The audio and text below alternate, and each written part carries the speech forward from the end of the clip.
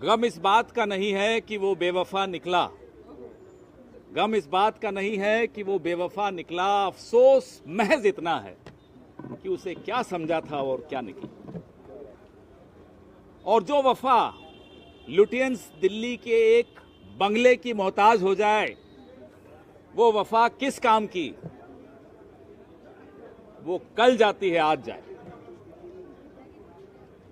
जिस नजरिए के खिलाफ, जिस विचारधारा के खिलाफ 50 साल से जो आदमी लड़ रहा हो, आज उसी नजरिए का ताबेदार बन जाए तो अफसोस तो सबको होता है।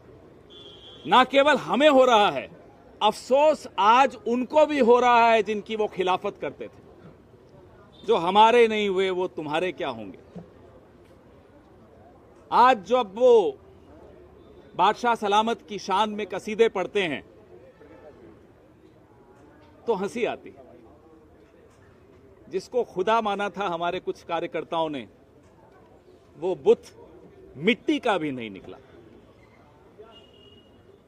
हम जानना चाहते हैं साहब आपसे कि आपको रात को नींद कैसे आती हो, सुबह आईना कैसे देखते होगे और दिन भर अपनी सोहबत में खुद कैसे गुजार लेते हो।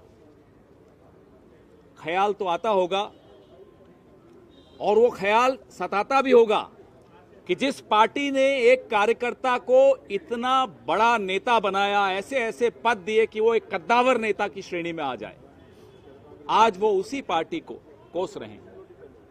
बुरा लगता होगा, उन्हें भी बुरा लगता होगा, हमें पूरा भरोसा है उन्हें बुरा लगता होगा। आप सबने बचपन में एनसीईआरटी या जो भी पढ़ा होगा, बाबा भारती और डाकू खड़क सिंह की वो कहानी जरूर पढ़ी होगी। हार की जीत नाम था कहानी का, बचपन में मैंने पढ़ी थी, कोर्स बुक्स में होती थी। कैसे डाकू खड़क सिंह दीनहीन अवस्था में भेष बदल के अपाहिज का भेष बनाकर सड़क के किनारे पड़ा हुआ था और बाबा भारती अपने प्रिय घोड़े सुल्तान पर सैर करने निकले हुए थे। डाकू खड़क सिंह ने उनको गुहार लगाई कि रुकिए, मेरी मदद कर दीजिए, मुझे वैद्य तक ले जाइए। बाबा भारती ने डाकू खड़क सिंह को घोड़े पर बैठाया और अचानक डाकू खड़क सिंह ने असली रूप दिखाया और घोड़ा लेके भाग गया। जब वो भाग रहा था तो बाबा भारती ने उसे रोका, घोड़ा ले जाओ, नहीं चाहिए अब घोड़ा। लेकिन मेरी एक बात सुनते जाओ, किसी को इस वाकये का जिक्र मत करना, नहीं तो लोग एक दूसरे पर विश्वास करके एक दूसरे की मदद करना बंद कर दें। ये कहानी हम सब के लिए बहुत आवश्यक है। हम सब जो कार्यकर्ता इस पार्टी के लिए लड़ रहे हैं, हमारे नेतृत्व के लिए लड़ रहे हैं, हमारी विचारधारा के लिए लड़ रहे हैं, आज हमारा नेतृत्व हम पर किस मुंह से विश्वास रखेगा जब 50 साल पुराने नेता जिनको इतने पदों से नवाजा गया वो ऐसा धोखा दे सकते हैं। तो बताइए हम पर किस तरह से हमारा नेतृत्व भरोसा करेगा। हम सबका भरोसा तोड़ा, पार्टी का भरोसा तोड़ा है। खैर, जो हुआ सो हुआ। जब इन्होंने पार्टी छोड़ी थी तो एक टिप्पणी की थी कि आज मैं आजाद हो गया हूं। 2 दिन से जो इनकी टिप्पणियां हम सुन रहे हैं तो हमें भरोसा हो गया है कि आप गुलाम हो गए हैं, आजाद नहीं हुए। आपके सवाल इसी पर रखिएगा।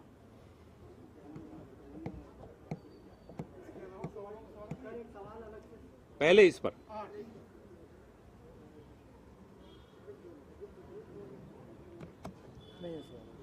और भी नेताओं ने सर सुप्रीम का साथ छोड़ा है बहुत सालों में। इंडिया को लेकर आपकी प्रतिक्रिया या बात इंपॉर्टेंट की नहीं है। आप जरा सी धूप तेज हो तो अपना घर छोड़ दें, अपने रिश्ते बदल दें, अपनी नजरें बदल दें, ठीक है, वो आपका जमीर है, आप जानिए। लेकिन जिस घर में आपने इतने दशक गुजारे हों, जिस घर ने आपको सब कुछ दिया हो, प्यार दिया हो, कद दिया हो, पद दिया हो, मोहब्बत दी हो, पहचान दी हो, उस घर और उस परिवार के खिलाफ जब कोई बोलता है तो उसका जवाब देना और माकूल जवाब देना जरूरी चाहिए और वो देना बनता है।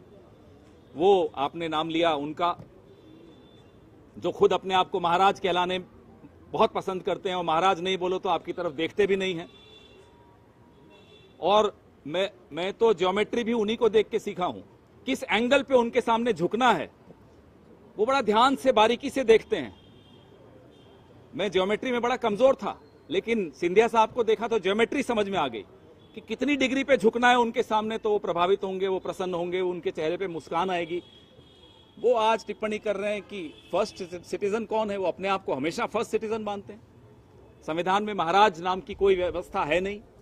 इस प्रणाली की व्यवस्था सरदार पटेल और डॉक्टर बाबा साहब अंबेडकर और पंडित जवाहरलाल नेहरू ने समाप्त कर दी थी, लेकिन आज भी वो महाराज हैं।